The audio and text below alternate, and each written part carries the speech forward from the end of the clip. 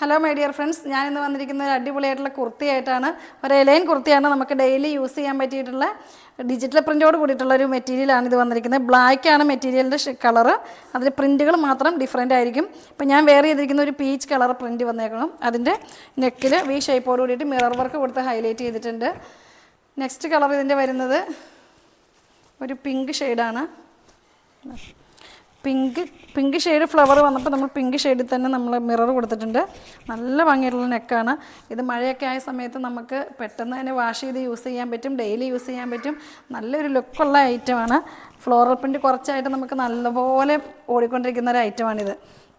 വെറും 630 രൂപയാണ് ഇതിൻ്റെ പ്രൈസ് വരുന്നുള്ളൂ. നല്ല ഭംഗിയുള്ളൊരു ടോപ്പാണ്. നെക്സ്റ്റ് കളർ വരുന്നത് ബ്ലൂ ഷെയ്ഡാണ്, ലൈറ്റ് ബ്ലൂ ഷെയ്ഡ്.